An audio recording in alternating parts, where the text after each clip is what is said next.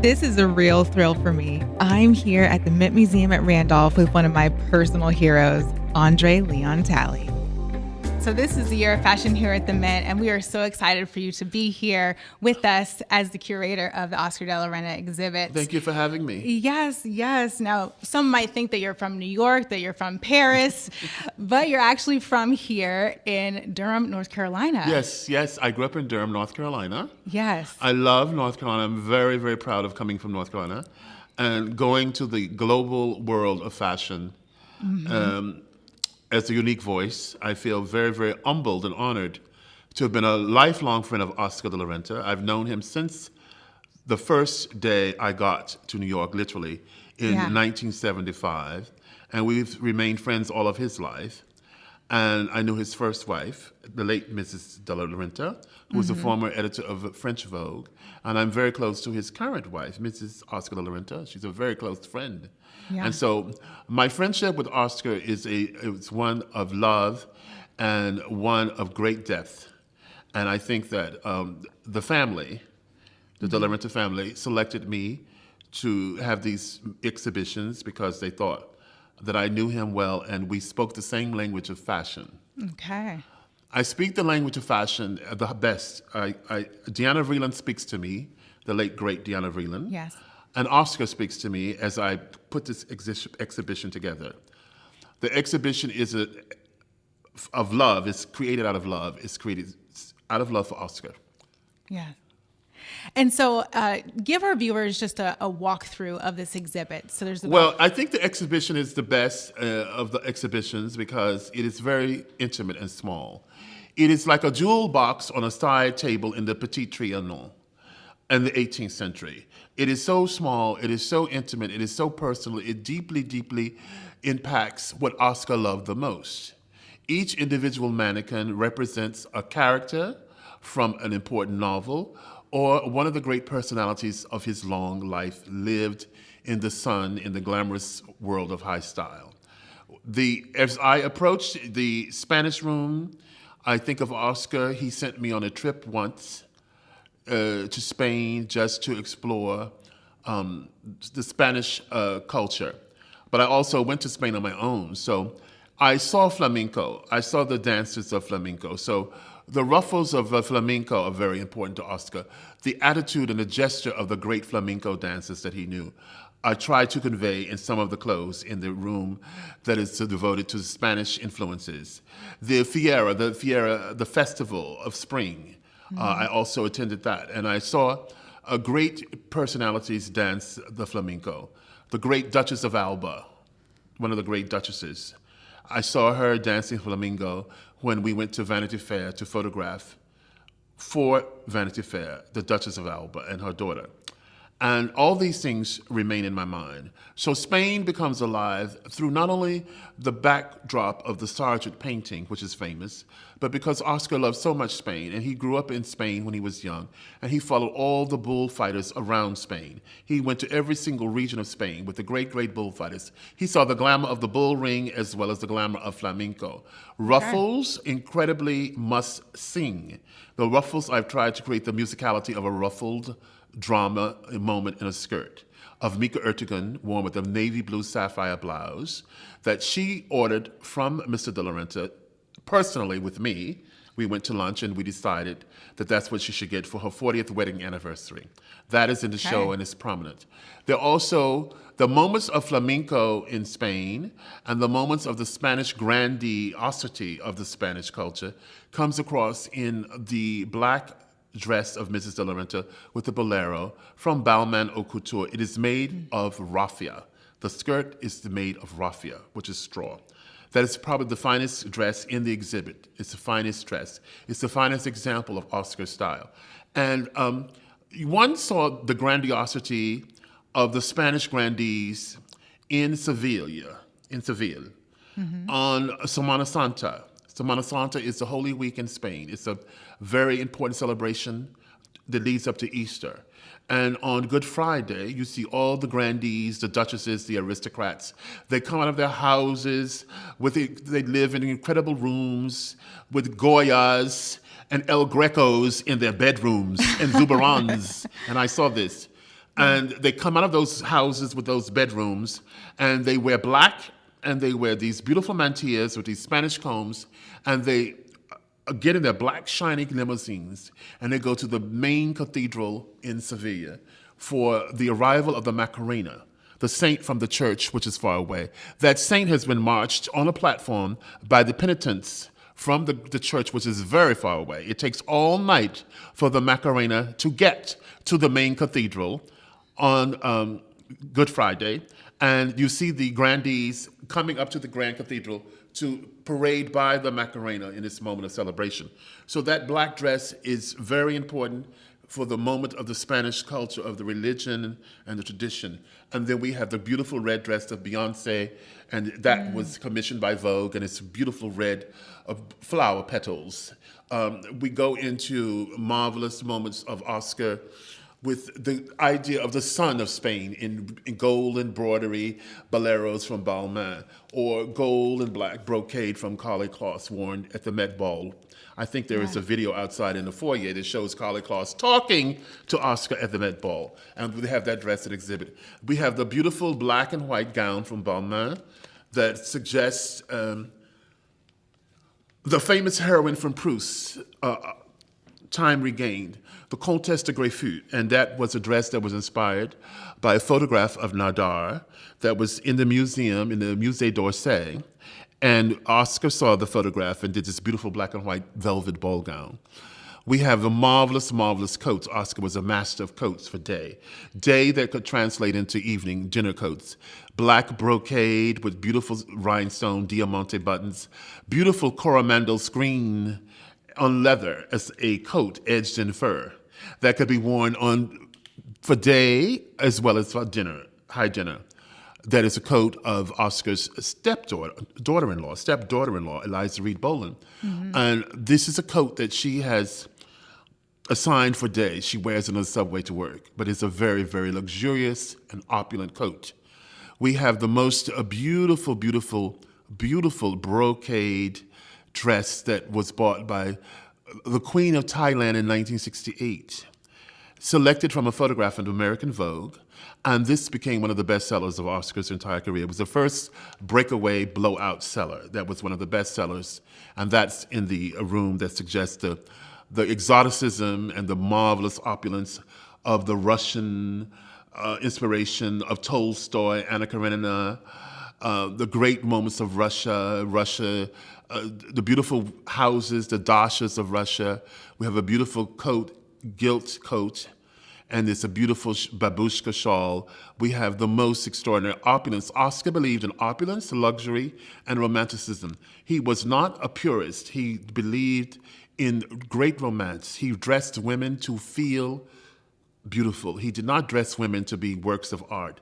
He wanted them to look beautiful, and he wanted them to feel marvelous. He wanted them to have confidence in themselves. Yes. All of the people that he dressed, he knew. So I approached this exhibit thinking of each individual that Oscar might have known. It could be Naomi Sims, one of the greatest African-American models ever. Yes. She's the late Naomi Sims. She's passed away. Naomi Sims was the first great supermodel, and she was always in vogue wearing Oscar's clothes. And I remember those pictures, and I remember Naomi Sims being in an Oscar de la Renta runway show in his showroom. I remember so well, vividly, these moments of Isabel Eberstadt, CZ Guest, a great friend of his, Chesy Rainier, a great friend of his society. These are women of the past, but their legacy lives on in the culture of high society and high fashion, as well as in the clothes of Oscar. There is a marvelous, beautiful amethyst taffeta, in marvelous, huge taffeta skirt with a train that is actually a wedding dress that belonged to his stepdaughter-in-law, Charlene Engelhard, one of the daughters of Mrs. de la Renta. And it's burgundy velvet, amethyst velvet, with a big taffeta skirt, with a marvelous petticoat that's just absolutely magnificent. And that was a wedding dress because Charlene, I think she was married in the winter, and she said to Oscar, anything but a white dress, anything. Whatever you design, I want to wear something, anything, but I don't want a white wedding dress. We have also extraordinary day clothes in the Spanish room, which are totally important for Oscar's legacy because he also made beautiful day things.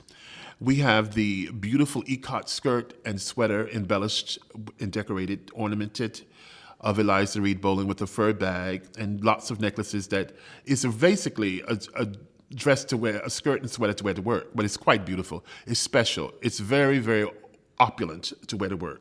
It's for the girl who doesn't want to go to work in a Jill Saunders sweater. Mm-hmm. And then we have the great black and white polka dot dress of Mrs. De La Renta worn with a black cardigan.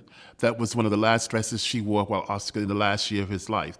She wore this dress constantly. It always looked incredible on her because she wore the most beautiful pearls that Oscar had given to her from Cartier. Yes. So I remember her distinctly wearing this dress. She wore this dress to the wedding of one of Anna Wintour's children. She wore this, she wore it to Charlie's wedding in Anna Wintour's estate in the country. And that was the last time I actually saw Oscar out socially. And Mrs. De La Renta and Oscar had arrived on a helicopter. They were the last to arrive. It was very late. The wedding was held up. Fashionably late? What? Fashionably late? No. No? The wedding was held up because they came by helicopter. They went to the wrong helipad. And they had to wait for Oscar because he had designed the dress, the wedding dress for Elizabeth, Charlie's bride. And that was a beautiful dress. Oscar did extraordinary. We don't have that dress, but we have the dress that Mrs. De La Renta wore with the black cardigan to show you that he can make beautiful day clothes as well as extravagant evening clothes. And she wore that. I remember seeing her sitting in the sun, facing the lake in that beautiful black and white polka dot dress with a black sweater. And her hair pulled back in a chignon, and these Cartier pearls that Oscar had given her, just marvelous, marvelous, marvelous. With Oscar being inspired by art, by culture, by the friends in the Schulzer group he hung around, why is art fashion, and why is this exhibit important? I know your title of your blog is Art Crush. Oscar did not consider fashion art. It was perhaps akin to art, but great fashion designers do not consider fashion art. They don't consider their clothes that are designed to be hung in museums. Yves Saint Laurent did not consider his work art. It was akin to art.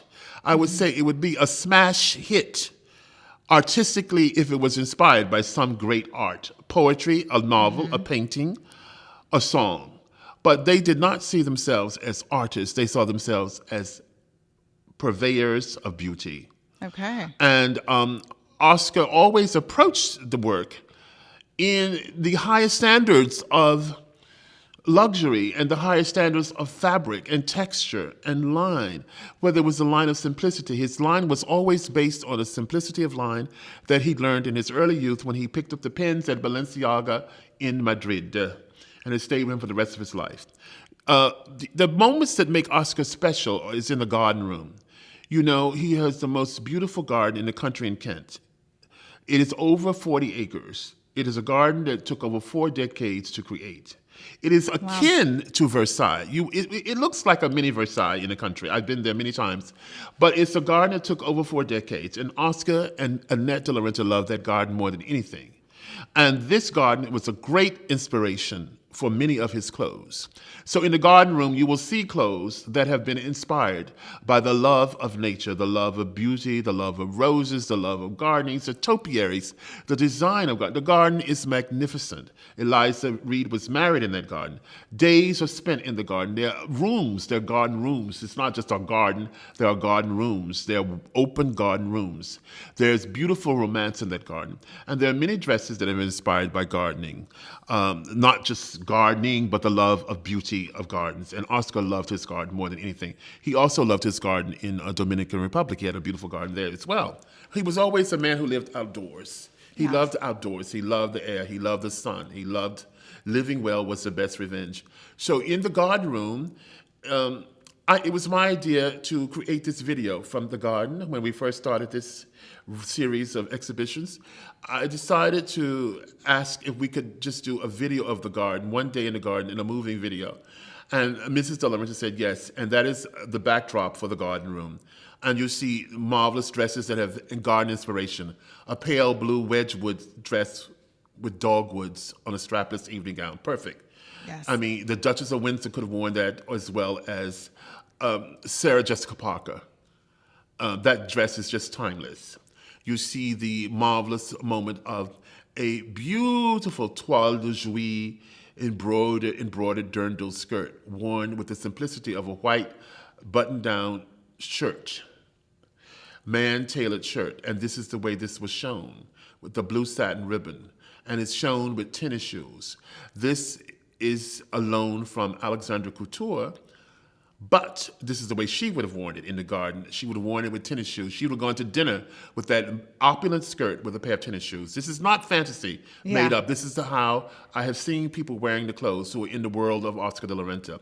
And that is a beautiful, beautiful moment. The skirt is sitting on a wheelbarrow. Mm-hmm. The wheelbarrow is a 19th century wheelbarrow purchased from the Netherlands that we purchased because it suggests a garden. The garden has an approach, it's a bit Marie Antoinette, but without the Marie Antoinette overkill. It's the idea of a woman in a garden, walking through a garden, maybe with a beautiful citrine taffeta coat at the end of a dinner in twilight. Or this beautiful green strapless dress with pink carnations that Oscar did. It was one of the masterpiece moments in one of his collections. So it's a suggestion of a garden. Then we go into the midnight moment, the last gallery, as we walk through, and we see this is unique for the Mint Museum. And this is what makes this show very, very special. In the midnight blue room, with the walls have a hint of the sparkling stars in the night, each dress in this room is a dress of a shade or a moment of nuance of pink. Pink was one of the favorite colors for Oscar. It was also a favorite color of Balenciaga. So pink is very Spanish, and that room is full of only pink dresses or gold or variations of pink or peonies or of pink and black dresses for day, as well as pale, pinky, frothy, beautiful feathery dresses. So this is the sum total of the climax of Oscar and his beautiful love of pink as a color for couturiers and for high style. And the exhibition ends in a tribute to the future. And there are 4 examples of Oscar's work done by the current designers. There are 3 examples done by the current designers. 1 dress from their last collection for fall/winter, and 2 other examples, as well as the dress Mariana Sheridan wore here in Charlotte for a gala at the museum, a beautiful strapless black and white dress. So that room has 4 dresses which speak to the future of the company of Oscar de la Renta, and you see the examples of that. So I've walked you through the whole thing. Now ask me something else. Yes. Well, thank you so much for that. Very detailed, and it makes us want to visit this exhibit to even see the clothing and all the detail and the fabrics and design. So with this new collection that's coming out for Oscar de la Renta in the fashion scene, with social media and the digital space having a huge influence on how fast people are seeing fashion, how has that affected the industry that you've seen from before social media till now? Well, I think when I started in fashion, it was a very small world. It was a very isolated world, and it was a wonderful world. It was, as I say, it was like a jewel snuff box in the 74, 75. And now it's a global world, and the global world is inspired by high technology. And people want something, they're not satisfied with something. They want the turnover quickly, rapido. And trending in the high-tech world, in the digital world, it requires newness at every turn. So once you finish one collection, you have to start on something else. You have to come up with ideas. So the future of the company depends on the talent of the designers to address that digital world, not only through the choice of prints and fabrics, but through the attitude of the styling of the show. And that becomes a very unique thing, because you must think of what looks good on internet. Right. And therefore, it is a collection. There is a strapless look in the homage to the future of the company, and a pair of black capri pants, one with a red sash, a deep red, tomato red sash. And the bustier is embroidered, and the pants are capri, the ankles show, that would be exposed. And I think that shows the future of the company, because that is a very young look, yet a lady of a certain age could wear that, but it's a very important young look that stresses itself to the impact of instant visual drama in the social media. And I think that the company does think about the media, social media, when they design now. And I think when I grew up, the world was just a smaller world. The people took taxi cabs. Now, they didn't have Uber cars. People did not have cell phones. Right. We sent stories from Paris on a telex machine. I love the telex. I miss the telex machine. I sent my stories on a telex machine. Now you sit there and you just bang it out on your telephone. Your cell phone is your computer. It is your television. It is your connection to the world. Sometimes I think it's a detriment when people go to dinner and they're sitting there and you could be to dinner at 4 people and everyone's on their little cell phone and no one's talking. But that's okay too. That's just part of the modern world. When you were growing up, you talked about wallpapering your room with some of your icons like Diana Vreeland and Andy Warhol. My grandmother chose the color of a room that was pink, and then I realized it was Schiaparelli pink, but she didn't think it was Schiaparelli pink when she picked the color. And I lived in that room, and I took my wallpaper was floor-to-ceiling pictures out of Vogue. I just tore the pages out of Vogue and put them on my wall. So I didn't grow up looking at Marilyn Monroe, unless she was in Vogue, Burt Reynolds or Joe DiMaggio or baseball players or basketball players. I grew up looking at Deanna Vreeland in Life magazine by Sally Kirkland. I grew up looking at Naomi Sims. I grew up looking at Pat Cleveland in Vogue, photographed by Mr. Irving Penn. I grew up looking at Halston, the beautiful dresses of Halston. I grew up thinking, as I was in Durham, that this was the world I wanted to be in. And I never imagined when I got out of Durham that I would meet these people. I never for a million years thought I would end up in the world that I dreamed about when I was younger, but I did. After I left Brown, I went to New York in 1974, and it just opened up for me. I mean, I don't think that could happen today because, I was very smart. I did my homework, and I got into New York, and I met Andy Warhol, and all those things that had been on my wall and that I'd read about in Vogue, the people I loved and admired as a teenager, I met them. Right. I met Carrie Donovan. I met Deanna Vreeland. I met Deanna Vreeland in December 1974. It was amazing. I met Deanna Vreeland at the moment in the Met. She was going up the escalator with Jack Nicholson and Cher. I mean, and I was in her office, volunteering on her show, Romantic and Glamorous Hollywood Design. I think that the reason that if I can say, I don't want to be pompous, and I've worked very hard. I mean, I spend all day and all night working on this show. Yes. And even when I go home, ideas come to me at 3 o'clock in the morning. If I put this show together in any way, it's thanks to Deanna Vreeland. I learned from Deanna Vreeland the skills, the poetry, the romance, and the narrative of this exhibit. I had the best training under Deanna Vreeland. She was the curator for the Costume Institute, and you could not have a better education than Deanna Vreeland in fashion. Deanna Vreeland taught me the luxury of clothes. You must appreciate the luxury inside as well as outside. The linings of clothes are as important as the exterior. The seams. She taught me to look at the details. And she didn't sit me down, and we didn't have lessons. It was her language. It was her vocabulary. And I listened. I did not stand up and say, and I did not challenge her. I think today young people tend to challenge people. They think they know everything right away.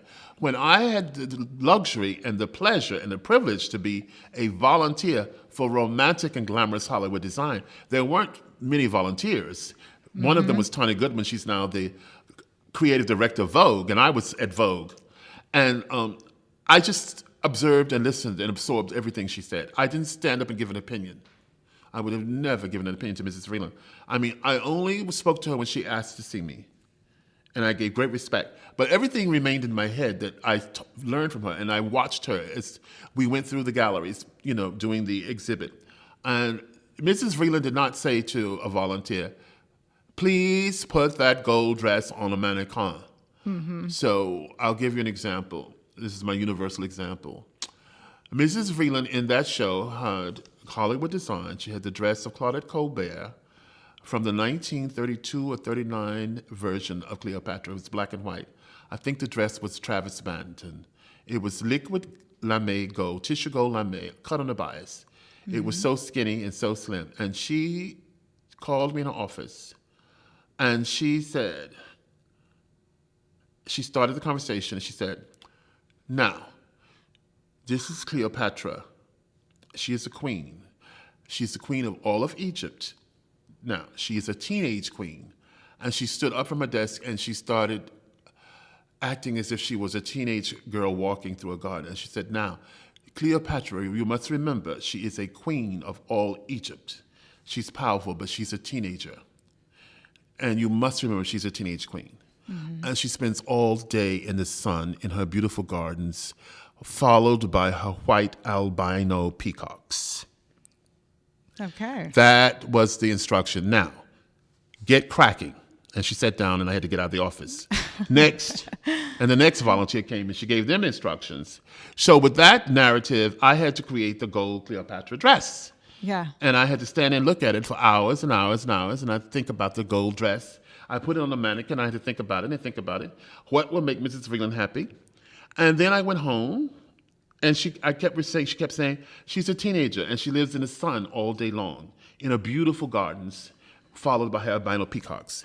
And she's a teenager, and she's in the sun all day. And so I thought, well, she's obviously tanned beautifully, and she's got a gold dress. What do I do? So I remember having seen the movie Goldfinger, when the girl is in bed and she's sprayed gold and she's killed because her skin cannot breathe, and the men sprayed her gold and she died. But that stuck with me that she was painted gold. So I then went to the technicians of the museum and I said, can I have some gold spray paint? And I want to paint the mannequin gold, the same color of this dress. It was like 22 karat gold. And they said, yes, as long as you are supervised painting that mannequin, because of the tissue of the dress is very fragile. So they allowed me to spray the mannequin gold, gold, gold, and I threw the dress gold, gold, gold on gold, and the whole thing was shimmering like the sun, and Mrs. Vreeland walked by, and she was silent, and she tipped her. She never walked, you never heard her heels click the floor. She walked on her toes like a dancer. And she would walk very dramatically. And she'd walk by, and she looked at it, and she uttered, she didn't scream, she uttered something, like she's had some delicious candy. And then she called me back in her office, and she looked at me and she said, now you will be by my side throughout this entire show. She loved it. Wow. And it was all from one sentences or two or three about the girl being a teenager living in the sun. And you're able to transform that into something it takes some smartness. Right.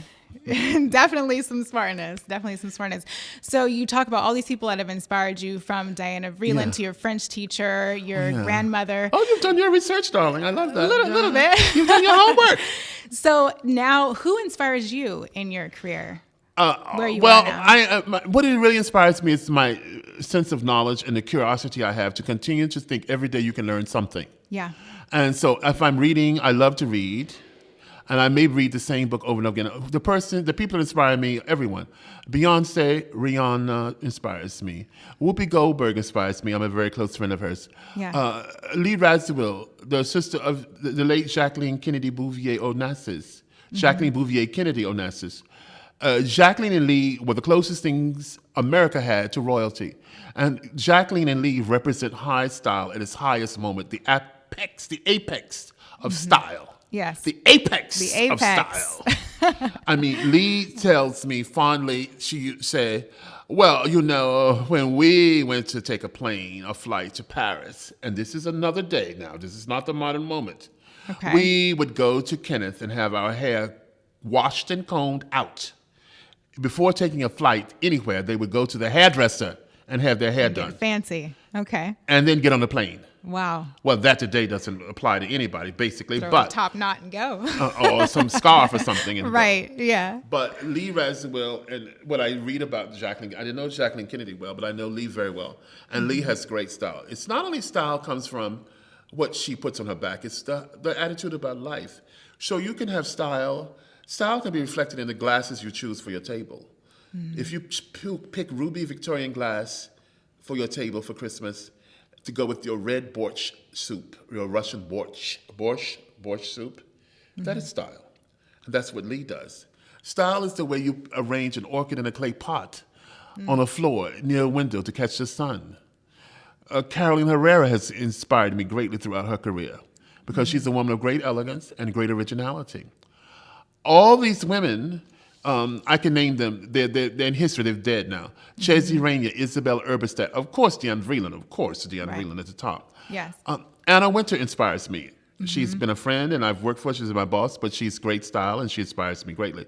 She's the most powerful woman in fashion, but she inspires me greatly, greatly. I love Rihanna. I think Rihanna did the most amazing moment when she walked up the steps to Met in that gold coat with train barrels. She was like the Black Frozen for me. Yes. Yeah. And there were about 8 of them holding her coat. Yeah, oh, my it was amazing. goodness. And she was perfection. Yes. She didn't miss a beat. Yes. Is there one item that's the most important to a woman's wardrobe? Her shoes. Her shoes. Her shoes and her lipstick. Really? And why is that? Her lipstick and her maquillage, because the face you present is the face you want to present to the world. It's the most important thing. Her lipstick, the choice of color of her lipstick. Her shoes, and the shoes measure of everything. So if her shoes are wrong, then it's not happening. Yes. Shoes. And you're not hundreds of pairs of shoes. If you have one pair of shoes, let them be the best. And it must be shoes that adapt to your lifestyle. Okay. They have to be shoes that are comfortable and shoes that you want and that you feel you look great in. It could be a flat shoe, it could be a stiletto, it could be a boot, whatever. Mm-hmm. So shoes and lipstick. Mm-hmm. A red lip? Your lipstick, your favorite lipstick. Okay. Listen, I loved Monique. I saw Monique on The View one day in hot lavender lipstick, and it was fabulous. So it does not have to be red. Yes, yes. It does not have to be red. The way people are coloring their nails in every color. I see you having some color that's different. Yes, want to be Tiffany blue. Sally Bowles green from Cabaret. Yes. Black nails are good. Anything. Yes, making that statement. Yeah, individuality choices. You have to be confident in your choices. Yes. Now, we're going to get a little fun here. If you were to only have the option to bring 3 items with you on a deserted island, what would they be and why? A book. If I only had 3 items, I'd have to have a great book. Uh-huh. Any book in particular you can think of? Any great biography of a person. Yeah. Or the book DV, the biography, the memoir of DV, which allows for escapism, or a great novel by Tolstoy. Yeah. You said 3 items? 3 items. A toothbrush. Okay. And a wash rag, something I could wash my face with and wring it and cleanse it in the sea or something. So keeping clean, no funky breath, no body. Right. Yeah. So I was interested. I thought you might have had maybe an item from your closet or wardrobe or something. No. Toothbrush, darling. Toothbrush. Very and important. And a washcloth, a face cloth or something. Very important. Well, knowing that you've grown up here in North Carolina and you've blossomed into the career that you have is really an inspiration to a lot of people that live in areas. I didn't know that. Really? No. Of course I heard. Myself included. Thank you. Originally from Seattle, fashion is not a top of tier idea. What are you doing there. in Charlotte? Well, I live here now in Charlotte. You have a husband? I don't. You don't see. You moved to Charlotte? I did. I went to school. I went to Winston-Salem State, a rival of Winston-Salem State. Oh my God, you're smart. Rival of Central. You love Charlotte? I like Charlotte. It's allowed me to be a big fish in a small pond. Beautiful. The people are very nice. Yes. My first trip, I love Charlotte. I couldn't believe it. Almost looks like Beverly Hills in some areas. Right. It is definitely growing. The people are very, very friendly and very kind. And it's great to travel to just quick little flight to New York or LA. Place, Yes. So Charlotte's been great. And, just knowing that you've been able to accomplish all you have, being in the small town. Well, honey, education is everything. Knowledge is power. If I didn't go to school, I wouldn't be nowhere. Yeah. And I loved, when I was a child, I loved reading. I was the only child, and my grandmother and my great-grandmother. I lived in the house with my grandmother and great-grandmother. I remember my great-grandmother. She's died in 1961. And my mother and father were always in my life, but they lived in Washington, D.C. But when I was born, my mother took me to Durham, and my grandmother said, he's staying here. And so I stayed there. I grew up in my grandmother's house. I can only remember my grandmother's house from the time I could have memory. Yeah. And I just loved reading. I loved reading at an early age. I was reading everything. So that's why Vogue was like, I was reading the thing from cover to cover, caption to caption. And not only Vogue, but Bazaar, the New York Times. Every Sunday I would read. Yeah. And Julia Child was my favorite thing on television because she spoke French. And she said, bon appetit. And then I realized when I got out in life that Julia Child was a CIA officer, OSS officer when she was younger, and she went into cooking. And these kind of people is the people I like. So Julia Child was an inspiration for me. My French teacher, Cynthia P. Smith, was my greatest inspiration. She was like the Jean Brody, Maggie Smith is Jean Brody, the movie, the prime of Jean Brody. Have you ever seen that movie? Has anyone seen that movie?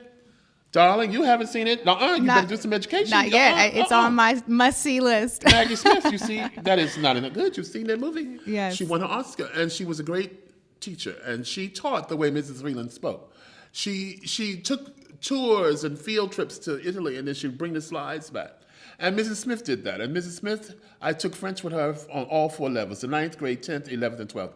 So my world was totally inspired by her French teaching, French lab, 5 days a week. And in 11th grade, we go in the lab, put on the earphones, and just hear the words spoken French. Also, she would just give great conversations about France. And every year she went to France, and then she'd come back with the slides in Avignon, Arles, Lyon, and all of this. And she put on her favorite dresses to give these lectures. She had 2 dresses they were like. One was red with white collar, and one was houndstooth with a white collar and cuffs. And she wore those on her special days. And I was so proud that when I graduated from high school in about 1989, I graduated in 66. Okay, I'm not very old. I'm very old, darling. I'm the oldest thing around here. And then she, they honored me they gave me a special honor on André Leon Talley Day. And I was so happy she was still alive and could sit on the stage with me. Yes. She was very important inspiration. So is Wanda Garrett. You know, I have a documentary coming out. Yes, you do. You know, Charlotte should get together and get some sort of strange special thing over here with the museum. Need to make it happen. Ladies, gentlemen, events. Charlotte should promote the huge thing. Oh, where's that lady? Where's that lovely lady with the Missoni dress?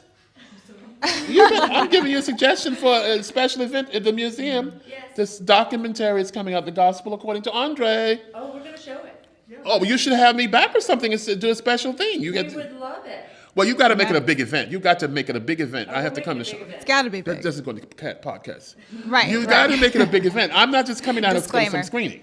Yes. No. We will make it a big party. You got to have some party, reception, a huge thing, press and everything.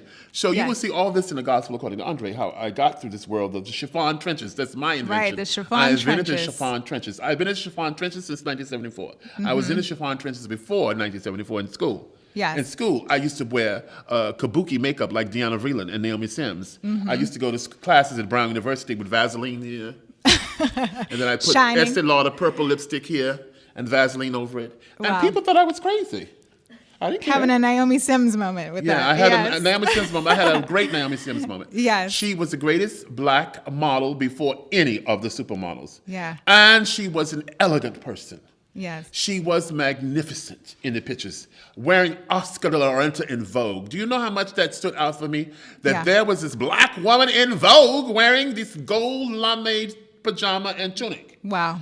And then as she retired, she was Halston and dressed in Halston and wearing Halston and walking around the streets with Halston and being photographed for Vogue with Barry Berenson, the granddaughter of Elsa Schiaparelli. And there she was in her Halston. And then we went to Oprah Winfrey's Legends Ball. And she looked at me and she said, "I want your phone number." And I said, "Why?" And she said, "I'd like to talk to you." So I said, "Well, why don't you call me in my room?" And she called me up and she said, this was Sunday after the big ball. Okay. I went with Mariah Carey to the Legends Ball. You know that. Yes. I dressed her in Alexander McQueen couture. And we were at the Legends Ball together in Santa Barbara. And I sat next to Tina Turner and Michelle Obama at Oprah's house for dinner on the first night. That was a surprise for me. Yeah. And I sat next to Michelle Obama and Tina Turner. And I said, "Oh, I know you because I saw you standing in a corner when your husband was speaking at the Democratic Convention." She says, "Yes, and I know who you are. Of course I know who you are." I said, "Do you know who I am?" She said, "Of course I know who you are." But anyway, what was I saying about somebody? Legends Ball, Oprah? Yes, Legends Ball, Mariah Carey. Go back, further back. Naomi Sims. Right. And Naomi Sims, you can put this in the podcast. Naomi Sims called me in my room on Sunday and she said, "I just want to tell you how proud I am of you. And you are just so wonderful to me because I have read so many things where you said how wonderful I was as a model, and you said how fabulous I was in a Bell Telephone." She was the first black model on TV representing Bell Telephone in advertising in pale pink Bill Blast dress. And it just means so much to me. Yeah. I said, "Well, thank you. Well, I have your number. I'll call you." She lives in New Jersey. 2 years later, she passed away. Oh, my goodness. And I thought, I have to go to this lady's funeral. And it was at the Church of St. Ignatius Loyola where Oscar was eulogized. Wow. Where Jacqueline Kennedy was eulogized. And I thought, I have to go to Naomi Sims' funeral because I owed her that phone call that we never had. And I just got a car from White Plains, and I went to the funeral. And I was not invited to the funeral. Yeah. And I got to the funeral, and I thought, it was hot. And I thought, do I wear one of my Moroccan shirts from Marrakesh? No, I said, I'm going to a funeral. I better wear a gray suit. It's more proper. And I thank God I put on a gray suit that day. I was about to put on a caftan like this thing. Mm-hmm. And I got into the church, and her ex-husband came to me and said, oh my God, you're here. I would love for you to read one of the, something from the scripture. I was not even in the program. I couldn't believe it. And I got up and read from the Bible in her final moments. It was so touching.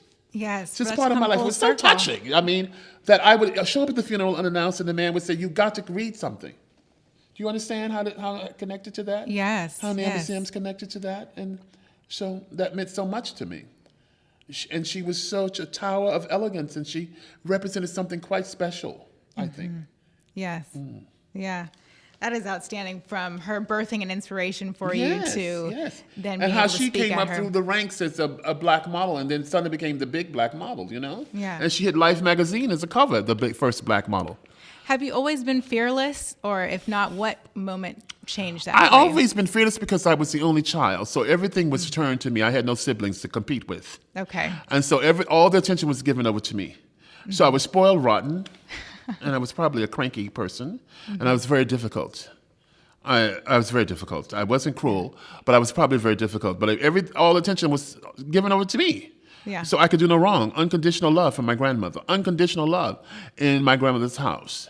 My grandmother make a pan of biscuits every Sunday. She'd get up and make biscuits, hand-beaten biscuits. She'd make them for me and her, but she would make an extra pair. The reason I'm so fat today, I would have 12 biscuits just for me because I'd eat the whole 12 at dinner. Goodness. Wow. So I remember things like that. It was just unconditional love. And then I got to New York, I met Deanna Vreeland, it was unconditional love. Yes. I could do no wrong. Andy Warhol, I could do no wrong. Andy Warhol was the best boss I ever had. He was just enthused, and he would say, you could be anything you want. Whatever you design clothes, André. Design clothes. You should be a designer. I said, Andy, I don't want to be a designer. I don't want that pressure. And I don't want that pressure ever. Yeah. But I could now perhaps have that pressure because people have branded their names out and do wonderful things, like the Deanna Vreeland sons have branded her name into perfume and things. So there is a way to become a designer and not be like a big designer and have all that pressure of a big collection. I escaped in my own world. So I was never questioning my choices, particularly sartorially. Mm-hmm. So my grandmother, I could do no wrong. So if I walked out of the house in a maxi coat to the floor, it did not bother her. Mm-hmm. If I chose it, she would allow me to pick my own clothes. Yeah. And I remember she would buy me very luxurious things, not a lot, which she could afford. And I remember my mother would have me go have suits made in Washington, D.C., navy blue double-breasted suits, beautiful white shirts, beautifully starched and ironed, beautiful moccasins. But when I became of age and got out and went to Brown, then I let it rip. And I tell you, I just never felt that I was dressed improperly. I've made some mistakes in my career at Vogue, and there are pictures that are very embarrassing. Yeah. But I've made some mistakes when I tried to put on a turban like a Maharaja. Oh. Would stab it with a big jewel. And I looked at that with a pale pink crocodile coat from Prada and with velvet sandals like the way a Maharaja would wear. Okay. And that picture exists, and I'm not quite proud of that. Trying to bury But that anyway, that was, that was that day. But I've always been instinctively, my style has been to fearless, and I've never, ever doubted myself. Mm-hmm. Except I do think that you can present a fearless presentation to the world. But at certain moments, I have been wildly insecure, fabulously wildly insecure, especially when I went to Paris to represent Women's Wear Daily. And I arrived in Paris with 13 suitcases, unmatched, late one night. And I was going to be the fashion editor of Women's Wear Daily in my 20s, and that was a big job. Wow. And I did not present to the people that I was fearful and insecure but I felt very insecure inside. But I had so many people backing me up to be successful. I had great friends, Betty Catrou, Yves Saint Laurent, Lulu de la Falaise, Karl Lagerfeld. I mean, all those people were behind me, and they were taking care of me. But I felt sort of insecure then. And I must say, I've had moments where I doubt myself.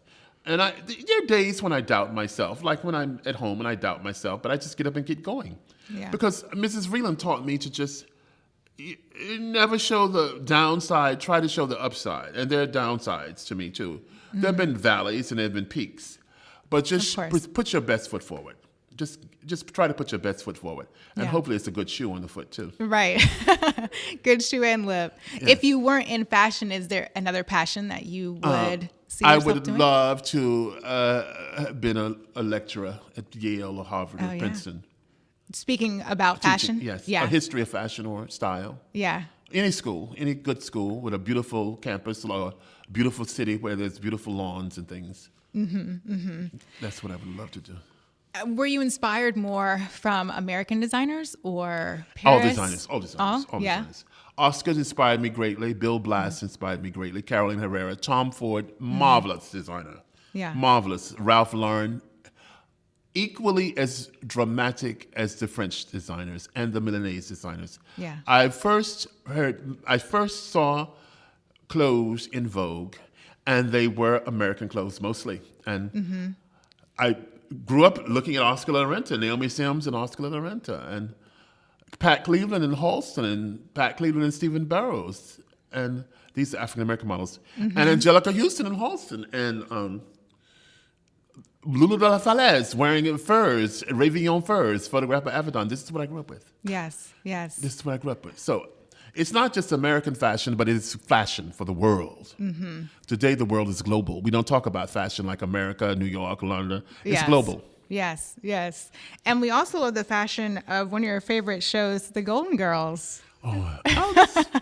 Every night I look at it. We all love those. Get stuck on those episodes. Watch them about 12 in one night. I can never look at enough of The Golden Girls. Do we love it? Doesn't dull. It doesn't get age. It never ages. I look at them over and over again. Yeah. It's just mindless entertainment that's very good. Now, my new obsession is Steve Harvey and Family Feud. Oh, yeah. He's so entertaining. Yes. He's so fantastic. Yes. He is so off the cuff and spontaneous. It is a genius. He is just genius. And everywhere, too. I mean, from TV, everywhere. radio. Yeah, he's an show. empire. Yeah. Now, I wish I could have built an empire. It's too late. But I just think Steve Harvey is great. But The Golden Girls is my favorite. Yes. I love The Golden Girls. But now my new favorite, it's a Family Feud. I'm sort of embarrassed to say that, but I'm proud to say it because, they're always screaming and clapping. Television is full of clapping and yelling and screaming. And it's too much noise. But do you have a favorite? Do you have a favorite Golden Girl? Of course, the favorite Golden Girl is B. Arthur. Okay. Yes. B. Arthur. Well, I love that. Thank you so much for taking the time. Are you sure this is okay? Are you all going to run all this on your podcast? No. We could never spend enough time with you, but thank you so much, André, for joining me and the listeners at Art Crush.